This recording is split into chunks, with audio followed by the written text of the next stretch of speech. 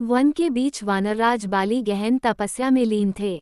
उनके शरीर से दिव्य प्रकाश निकल रहा था, चारों ओर तेज का आभामंडल फैला था। उनकी तपस्या से प्रसन्न होकर ब्रह्मा जी प्रकट हुए।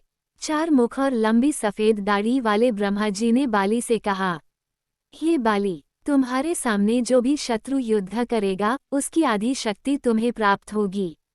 ये वरदान सुनकर बाली और भी पराक्रमी हो गए।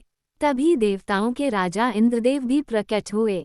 उन्होंने स्वर्गलोक से उतारकर बाली के गले में एक दिव्य सफेद माला पहनाई।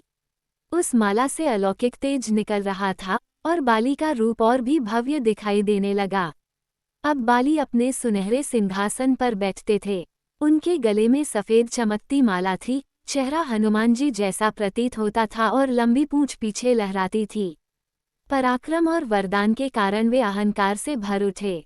इसी अहंकार में उन्होंने अपने छोटे भाई सुग्रीव को अपमानित किया और उसका राज्य छीन लिया।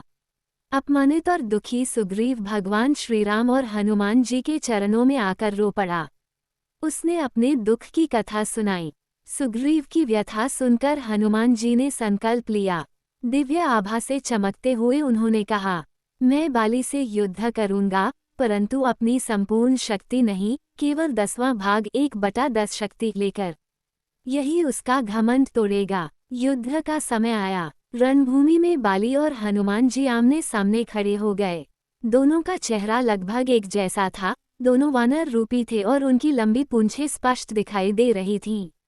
एक ओर अहंकार से भरे बाली थे, दूसरी ओर धर्म और विनम्रता से युक्त हनुमान जी। बाली ने गदा उठाकर जोरदार प्रहार किया। हनुमान जी ने सहजता से उस प्रहार को रोक लिया। धरती कांप उठी, पर्वत हिल गई और आकाश में बिजली कौंधने लगी। युद्ध भीषण होता गया। आखिरकार बाली अपनी पूरी शक्ति लगाकर भी थक गए। उनकी दिव्य सफेद माला का तेज मुरझा गया। बाली भूमि पर गिर पड़े। उनका चेहरा हनुमान जैसा ही था, परंतु अब उसमें निराशा और पराजय स्पष्ट दिखाई दे रही थी। अंत में धर्म की विजय हुई। भगवान श्रीराम, सुग्रीव और हनुमान जी साथ खड़े थे। आकाश से दिव्य प्रकाश बरस रहा था, मानो स्वयं देवगण धर्म की विजय का उत्सव मना रहे हों। इस प्रकार बाली, जिसे ब्रह्मा जी का वरदान और इंद्रदेव की दिव्य माला प्राप्त थी, भी घमंड और अधर्म के कारण पराजित हो गया। और यह सिद्ध हुआ कि अंततः धर्म ही सबसे बड़ी शक्ति है।